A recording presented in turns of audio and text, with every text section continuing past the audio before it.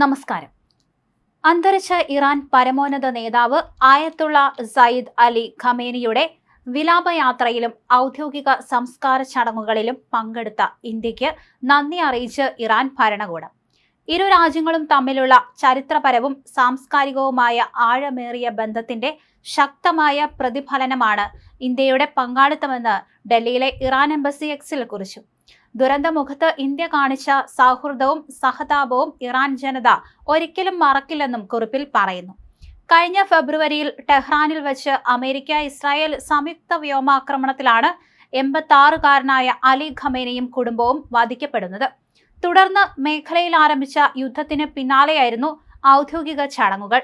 Bihar governor lieutenant general Syed Ata Hasnain, വിദേശകാര്യ സഹമന്ത്രി പബിത്ര മർഗരീത എന്നിവരടങ്ങുന്ന ഉന്നതതല ഇന്ത്യൻ പ്രതിനിധി സംഘമാണ് വെള്ളിയാഴ്ച ഇറാൻ നേതാവിന് രാജ്യത്തിന്റെ പേരിൽ ആദരാഞ്ജലികൾ അർപ്പിച്ചത്. കോൺഗ്രസ് നേതാവ് സൽമാൻ ഖുർഷിദ്, ജമ്മുകാശ്മീർ മുൻ മുഖ്യമന്ത്രി മെഹബൂബ മുഫ്തി എന്നിവർക്ക് പുറമെ ഇന്ത്യയിലെ വിവിധ ഹൈന്ദവ, മുസ്ലിം, ക്രിസ്ത്യൻ, സിഖ് മത നേതാക്കളും സ്കോളർമാരും അനുശോചന ചടങ്ങുകളിൽ പങ്കെടുത്തു. ഇന്ത്യയിലെ രാഷ്ട്രീയ സാംസ്കാരിക നേതാക്കളുടെയും വിവിധ മതസമൂഹങ്ങളുടെയും സാന്നിധ്യം ഈ ദേശീയ ദുഃഖാചരണ വേളയിൽ ഇറാന് നൽകിയ ഐക്യദാർഢ്യം വലുതാണെന്നും ഇരു രാജ്യങ്ങളും തമ്മിലുള്ള സൗഹൃദം കൂടുതൽ ശക്തമാക്കാൻ ഇത് അടിത്തറയാകുമെന്നും ഇറാൻ എംബസി വ്യക്തമാക്കുകയും ചെയ്തു.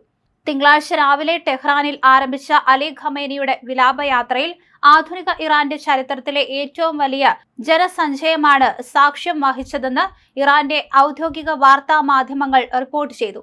കറുത്ത വസ്ത്രമണിഞ്ഞ ലക്ഷക്കണക്കിന് ആളുകളാണ് പരമോന്നത നേതാവിന് അന്തിമോപചാരം അർപ്പിക്കാൻ തെരുവുകളിൽ തടിച്ചുകൂടിയത്. ഇറാൻ പതാക പുതപ്പിച്ച ഖമേനിയുടെയും കുടുംബാംഗങ്ങളുടെയും ഭൗതിക ശരീരങ്ങൾ അടങ്ങിയ പെട്ടികൾ ഒരു പ്രത്യേക ട്രക്കിലാണ് പൊതുദർശനത്തിനായി നീക്കിയത്. ഒരു ഇമാമിന്റെ മഖ്ബറയുടെ മാതൃകയിൽ അലങ്കരിച്ച ട്രക്കിന് മുകളിലേക്ക് ജനങ്ങൾ അനുഗ്രഹത്തിനായി തങ്ങളുടെ തട്ടങ്ങളും വസ്ത്രങ്ങളും എറിഞ്ഞു നൽകുന്നുണ്ടായിരുന്നു. കടുത്ത വേനൽ ചൂടിൽ ജനക്കൂട്ടത്തെ തണുപ്പിക്കാൻ അധികൃതർ വഴിനീളെ ജലം തളിച്ചു.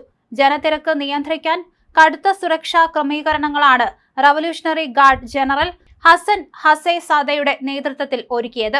ഏകദേശം 12 മണിക്കൂറോളം നീളുന്ന യാത്രയ്ക്കൊടുവിൽ ഭൗതിക ശരീരങ്ങൾ ടെഹ്റാനിലെ മെഹ്റാബാദ് അന്താരാഷ്ട്ര വിമാനത്താവളത്തിലെത്തിക്കും. ശനിയാഴ്ച മുതൽ ആരംഭിച്ച ഔദ്യോഗിക ദുഃഖാചരണം വ്യാഴാഴ്ചയോടെയാണ് അവസാനിക്കുക. ഖമേനിയുടെ ജന്മസ്ഥലമായ മഷ്ഹദിലെ ഇമാം റേസ തീർത്ഥാടന കേന്ദ്രത്തിലാണ് സംസ്കാര ചടങ്ങുകൾ നിശ്ചയിച്ചിരിക്കുന്നത്. ചടങ്ങുകളുടെ ഭാഗമായി രാജ്യത്ത് കടുത്ത നിയന്ത്രണങ്ങളും വ്യോമപാത അടക്കമുള്ളവയ്ക്ക് നിരോധനവും ഏർപ്പെടുത്തിയിട്ടുണ്ട്.